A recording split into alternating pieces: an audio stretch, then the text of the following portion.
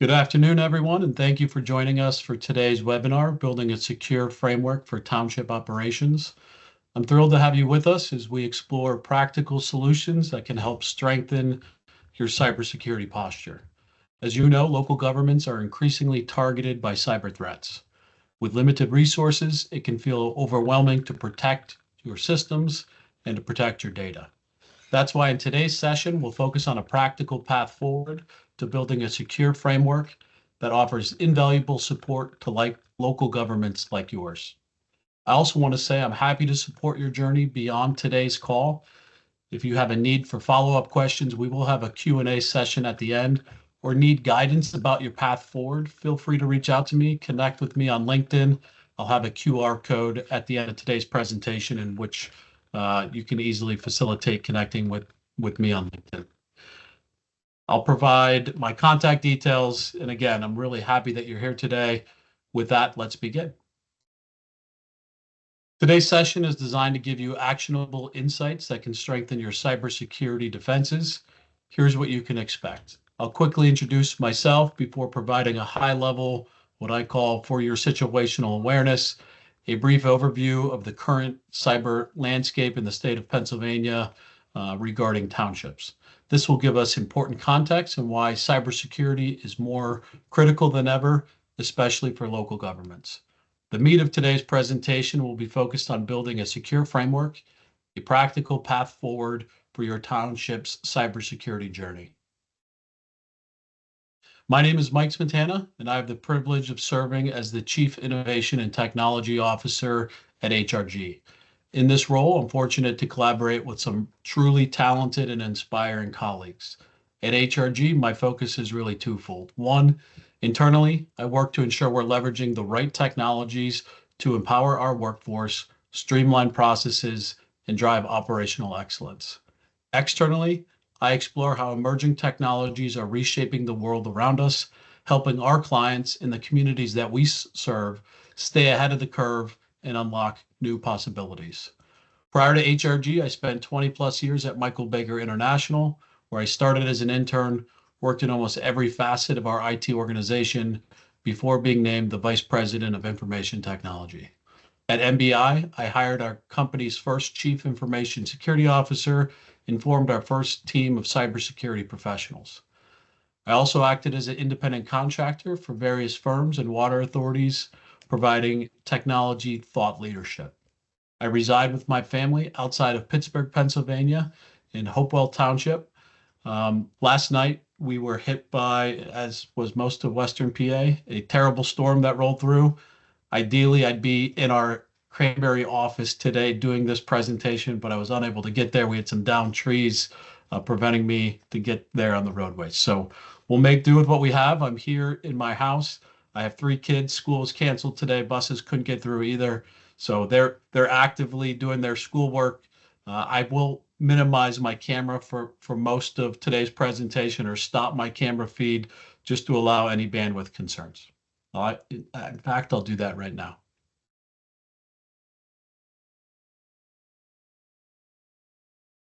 I'd like to start with this, again, for your situational awareness, recent events. It takes a quick Google search to come up with, unfortunately, many of these. I'm sharing them on the screen.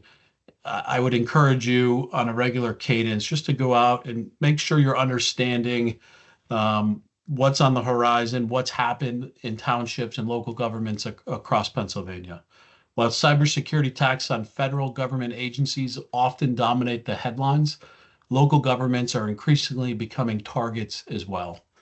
These smaller entities manage essential services such as water, utility, emergency dispatch, and public records, making them really attractive to the bad actors.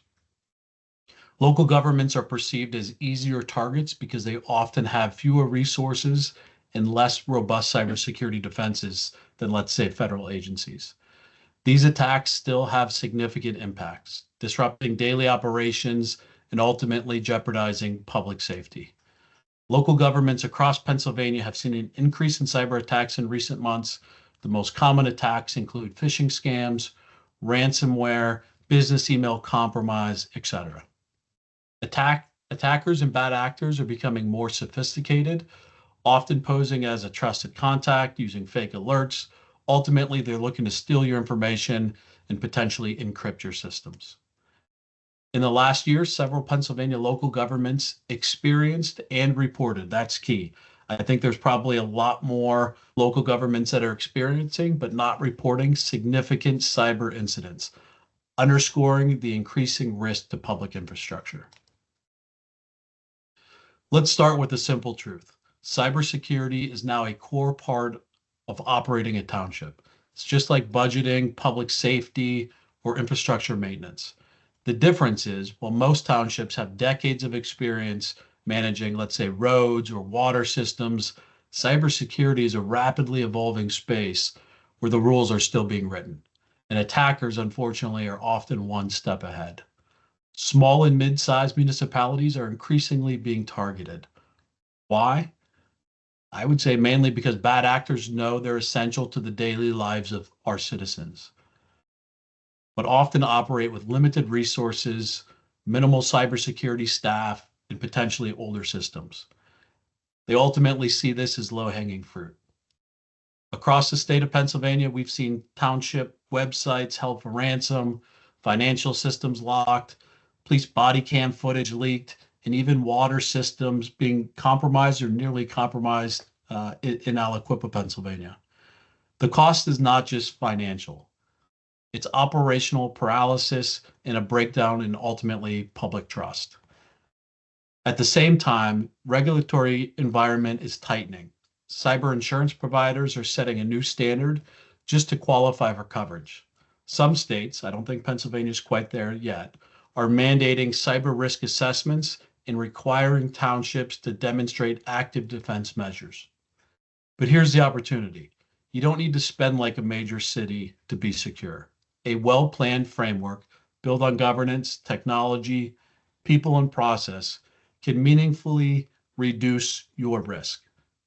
Today's discussion is about showing you how to do that in a way that's realistic, sustainable, and ultimately aligned to your township's mission.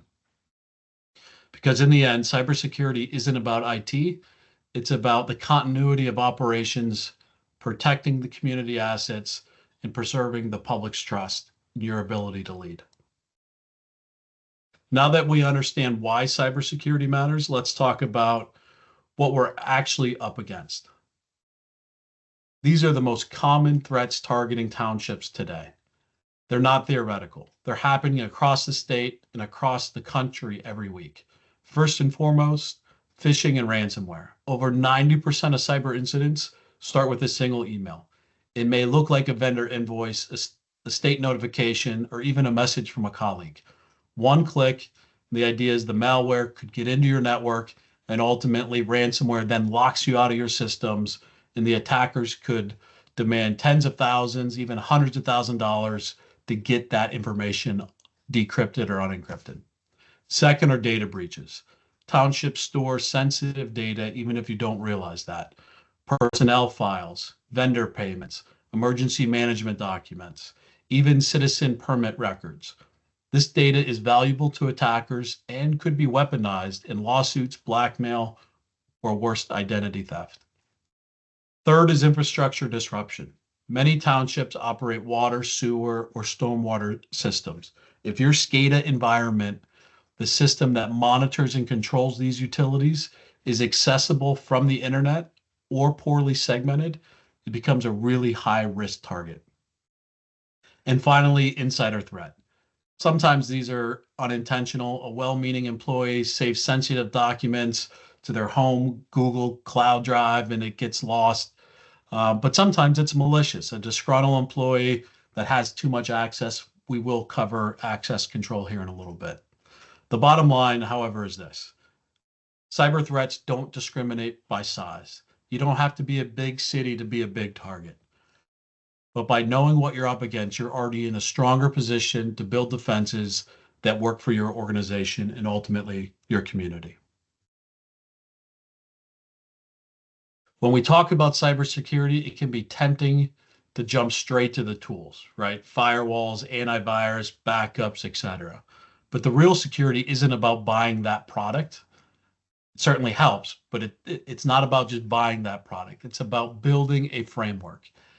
A secure township operation really stands on four key pillars: governance, technology, people, and process. Let's break each of those down, and then I'll do a deep dive into each as well. First, governance. This is a foundation. It starts with your leadership. If your board, your township manager, or your solicitor isn't actively involved in cybersecurity decision making, it becomes a fragmented responsibility. Governance ensures that there's clear ownership, defined policies, and accountability. Because cybersecurity is a strategic risk, it's not just an IT problem. Second is technology. This is the materials, right? Yes, this includes your firewalls, backup system, endpoint protections, etc. The tools you use to detect, defend, and to recover. But the key is really integration. Technology must be aligned to your operations, maintained, and then ultimately monitored. Buying tools without a strategy is like buying a security camera that you never plug in. The third pillar is often overlooked. It's about people, that human firewall. In fact, we've already done an entire session on the human firewall. This is really important. If you take nothing away other than this today, we really need to get your people, your employees, your elected officials. They're the first line of defense. If they're not trained in recognizing phishing campaigns or don't understand how to handle data handling policies, your systems are ultimately vulnerable, no matter how strong your firewall is. Cybersecurity awareness is no longer optional. It is essential. And finally, process. What happens when, unfortunately, not if, something goes wrong? Do you have an incident response plan, a communication protocol, a data recovery process? These need to be in place before the crisis hits, not developed in the middle of it. Think of this governance as four pillars like a leg of a table, right? If one is weak or missing, the entire structure becomes unstable. But when they're aligned, right-sized, and supported by your leadership, you're building a secure and resilient township operation, one that's ready for both today's threats and tomorrow's challenges. All of the legs of the pillar are important, but if I had to choose the most important pillar of cybersecurity, the one that determines whether everything else will succeed or fail, it would be governance, starting at the top. Governance is about leadership taking ownership of cyber risk. In township operations, this means the board, the township manager, potentially the solicitor, must actively engage in setting the tone, allocating resources, and ensuring accountability. It's not about knowing every technical detail. It's about asking the right questions, setting clear policies, and treating cybersecurity as a core part of your operational governance. Let me put it another way. If your team knew exactly what to do last night, if you were impacted by the nasty storms that came through, but they don't know what to do in a cyber incident, that's a gap in your governance. It's about adopting a cybersecurity policy. This doesn't need to be 100 pages. Even a simple, well-structured policy that outlines roles, responsibilities, acceptable use, reporting expectations can drastically improve your posture. Governance also means understanding your risk tolerance. Which one of your systems are mission critical? What data, if exposed or encrypted, would cripple your operations? And are you reviewing cyber risks the same way that you review, let's say, financial risk or legal risk? It's really at that level. This is also where regulatory compliance comes in. Are you aligned with any state level cybersecurity guidance? Are you meeting the standards of your insurance provider expects? If you're managing water or sewer systems, are you following the critical infrastructure protocols? And finally, governance means having the right structure in place. Someone responsible for cybersecurity oversight, even if that's a shared or fractional role. In some cases, that might be your IT staff. That might be your external IT partner. In others, it could be a regional resource or an internal staff member trained to wear that hat. But without leadership involvement, cybersecurity becomes fragmented and ultimately very reactive. But when governance is strong, when it's visibly prioritized from the top, the entire organization begins to treat cyber risk like the operational priority it truly is. Now let's talk about the tools, the technology foundation that supports a secure township. This is where most people's mind go to instantly when they think of cybersecurity: firewalls, antivirus, backups, etc. And while these things are really important, the key is not just having the tools, it's having the right tools in the right place, configured correctly, supported by a master plan, if you will. First, we start with the network perimeter. This includes your firewall, the gatekeeper between your internal systems and the internet. This should be professionally managed, kept up to date, and monitored. Multi-factor authentication, you'll also hear called MFA, 2FA. This is one of the most simple and most effective tools you can implement. If you do one thing this year, you don't already have MFA established, please do that. Now let's talk about data protection. Every township holds sensitive information. Again, personnel files, tax records, police reports, utility data. This information needs to be backed up on a regular automatic cadence. That enables it to be recovered in the event that something were to go wrong. Backup should be kept off-site or in the cloud and tested on a regular cadence. A backup that hasn't been tested is just a hope. It is certainly not a plan. Then we move to system monitoring. If you're not watching what's happening on your network, ultimately you're flying blind. Many townships now use basic monitoring tools that alert them when unusual activities happen. Let me give a couple of quick examples of unusual activity. If you see a large amount of data leaving your network going elsewhere, that would be unusual. If you see a network or login attempt in the middle of the night, let's say it's 2:30 in the morning, most likely that's unusual. These tools to monitor used to be really expensive, but today many are affordable and tailored for smaller organizations.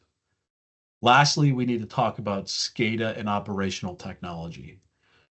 Townships that manage water, sewer, or stormwater systems, these are often the most vulnerable systems because they were built for reliability and not necessarily security. We are seeing some changes with new platforms, but historically they're built for reliability, not security. So if your SCADA network is connected to the internet or to your main office network, it should be segmented, isolated, and protected. A compromised water system is not just an IT issue, it's really a public health risk. The takeaway here is this: you don't need an enterprise level budget to implement strong technology. What you need is a clean inventory of your assets, a layered approach to defense, and a trusted partner or advisor to help you right size that solution. When technology is strategically deployed and maintained, it becomes a force multiplier, enabling your staff to operate more confidently and your township to serve more securely. If I had to name the most underutilized and most cost-effective cybersecurity asset for any of your townships, it would be this: your people. To the extent that we had a dedicated session, I think it was session 2, just on that human firewall. Again, tech gets a lot of attention, and rightfully so, but no firewall in the world can stop an employee from clicking on that malicious link. That's why building a human firewall is one of the most powerful things you can do. It starts with awareness and training. We need to stop assuming that everyone knows what a phishing email looks like or what to do when a device becomes a little wonky and starts behaving suspiciously. In most organizations, and especially local governments, I firmly believe people want to do the right thing, but we need to make sure that they're equipped and not just expected to do the right thing. Security awareness training doesn't have to be overwhelming. It should be short, engaging, and role-based, in my opinion. Everyone from your front office staff to elected officials should understand the basics. What does a phishing email look like? How do I create a strong, secure password? Why does multi-factor authentication matter? How do I best leverage multi-factor authentication? What do I do when something doesn't feel right on my computer? One of the most effective tactics is to run a simulated phishing exercise. These are fake test emails that help you measure awareness and response. Don't think about this as punishment. It's about learning. Over time, the click rates go down and the confidence goes up. This is not a commercial for KnowBe4, but it's a platform that I've used multiple times in my career that handles the phish testing. It handles the security awareness. It is a fantastic tool, relatively low price point. If you're not doing phish testing and security training, I would highly recommend looking at KnowBe4. Also important is a role-based access control. This simply means people should only have access to the data and systems they need to do their job. We don't want one staff member's account to become the gateway into everything else in the organization. Also, let's not forget about your vendors. Third-party vendors often have privileged access into your systems. If they're not following strong cyber hygiene, they become an unintentional backdoor into your network. So when you're working with your vendors, ask them about their practices. Include cybersecurity expectations in your contracts. At the end of the day, technology may detect the threats, but your people are the ones making real-time decisions. Investing in their awareness, empowering them to speak up, and rewarding cautious behavior can create a security culture that's far stronger than any tool you can buy. So far we've talked about governance, we've talked about technology, and we've talked about the most important, that human element. But to bring it all together, you also need strong processes, because the way you prepare before an incident determines how well you respond during and recovery afterwards.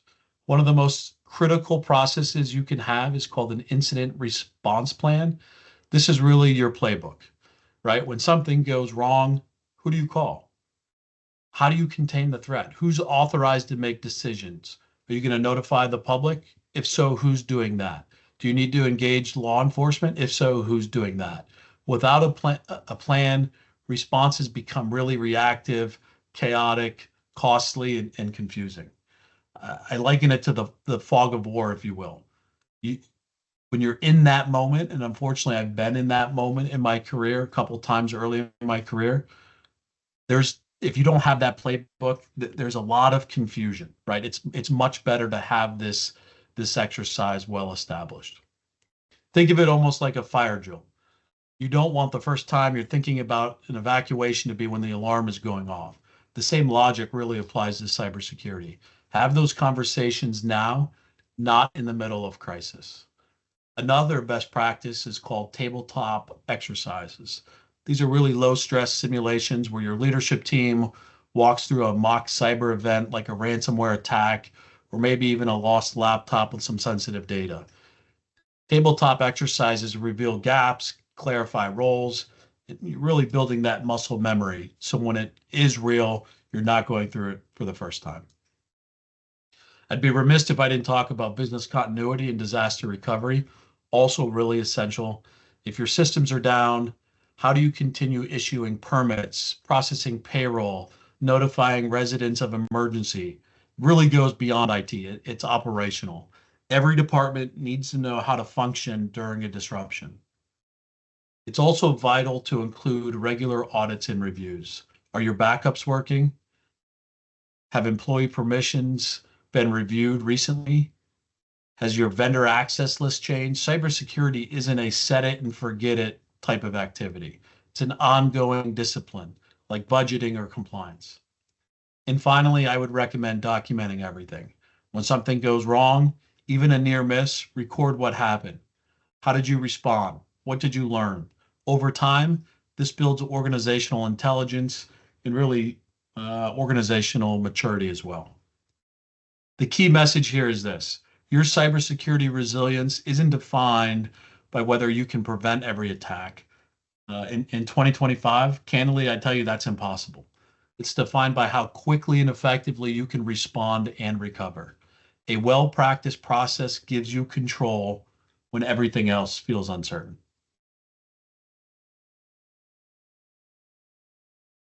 Now let's shift from defense to development. Up until now, we've talked about what to protect and how to protect it. But how do we know where we stand and ultimately where do we need to go? That's where the cybersecurity maturity model comes in. Think of this as your roadmap, a way to benchmark your township's cybersecurity posture and really create a realistic path forward. There are many frameworks out there. If you Google cybersecurity frameworks, there's no less than 25 will pop up. This is a very simple maturity model starting at level one. We see organizations in level one that are purely reactive. There's no formal cybersecurity strategy. If something breaks, they attempt to fix it, but only after the damage is done. Unfortunately, I would guess there are some townships in the state of Pennsylvania that are unknowingly living in this level. Candidly, it's risky and it's very unsustainable. At level two, consider that foundational. These townships have basics, security tools in place, firewall, antivirus, occasional backups. They may even have some informal policies or training, but ultimately a little bit inconsistent. I would think this is where many townships and municipalities start. It's a great place to begin, but it's a place to build on. Level three is more, we're getting into that proactive stage. Organizations conduct regular risk assessments, train staff on cyber hygiene, and begin trying cybersecurity into that operational planning. Incident response plan should exist in this level. Backups are tested in level three. This is the level where townships start to feel a little bit more confident and see measurable results. At level four, cybersecurity is integrated. It's not just an IT function anymore. It's embedded into governance. It's embedded into budgeting. It's embedded into emergency response and even into vendor management. At level four, you would see boards reviewing cyber risk alongside a legal and financial risk. There's that shared accountability at level four. At level five, that's really resilient and adaptive. These townships treat cybersecurity as a strategic advantage.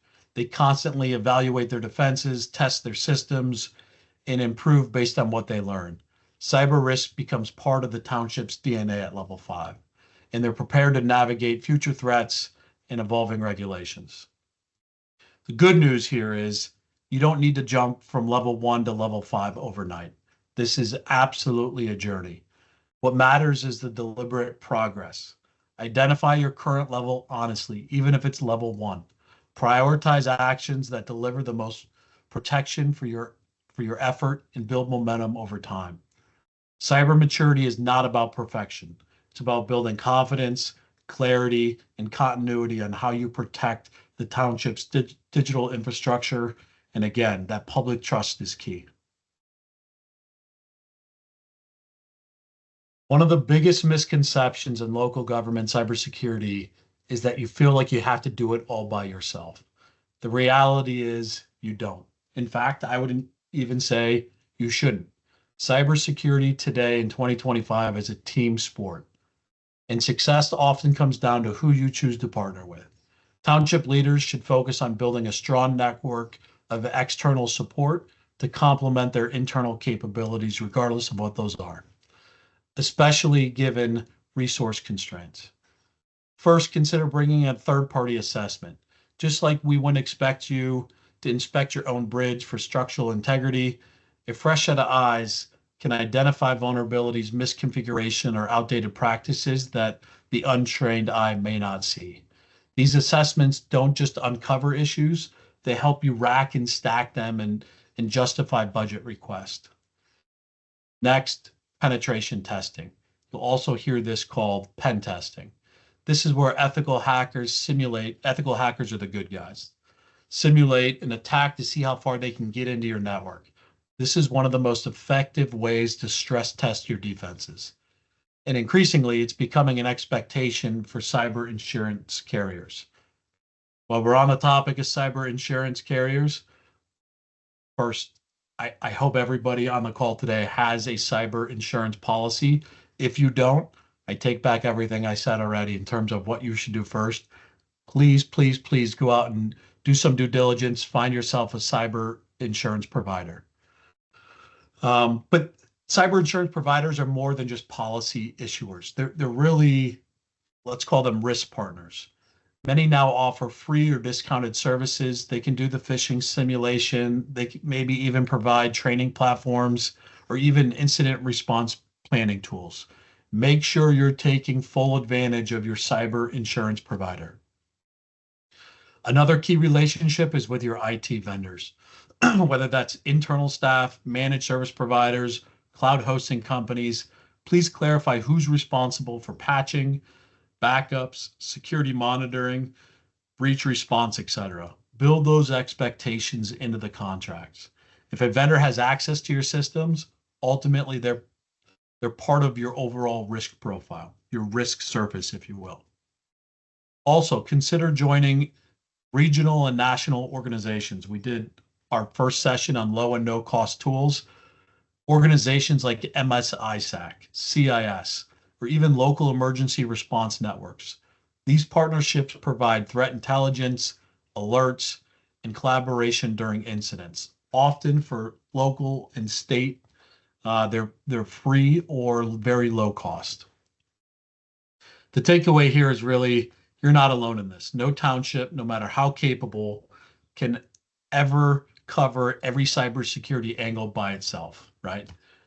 But by building the right partnerships with experts, insurers, vendors, and public agencies, you can gain the leverage to really punch above your weight and create a far stronger and more resilient cyber posture. So we've covered a lot of ground already here. I really want to focus on the first 90 days. From threats and technology and leadership and training, now the question is, where do I begin? What should a township authority do in the next 90 days to meaningfully improve cybersecurity? Here's a practical, achievable starting point. First 90-day action plan built around momentum and focus. Step 1, conduct a baseline cyber risk assessment. Whether you work with a consultant, an IT partner, or use a free tool from the Center of Internet Security, take stock of where you are today. What systems are most critical? Where are the biggest risks? What happens if they were to go down tomorrow and they're inaccessible? It gives you a foundation for smarter decisions. Step 2, absolutely launch a staff awareness campaign, a cybersecurity awareness campaign. You don't need a significant budget to make this impact. Start with basic email or even a lunch and learn. What is phishing? How do I spot a suspicious email? Also consider those free and low-cost online training options for employees and elected officials. This alone can drastically reduce your risk. Step 3, identify and protect critical assets. What systems can't go down, even for a day? Water systems, permitting, payroll, emergency management maybe. Make sure those systems have secure backups, strong passwords, and if possible, again, multi-factor authentication turned on. You don't have to do it all at once, but start with your crown jewels. Step 4, I'd begin developing an incident response plan. Even a one-page outline is better than nothing. Who gets notified? How do you communicate during an attack? Who has the decision-making authority? Who contacts law enforcement? Who contacts insurance? Bring in your solicitor, bring in your township manager, bring in your IT lead to the table. Keep it simple to start, but start making progress. This plan doesn't require a significant budget. It requires intentional leadership and clear priorities.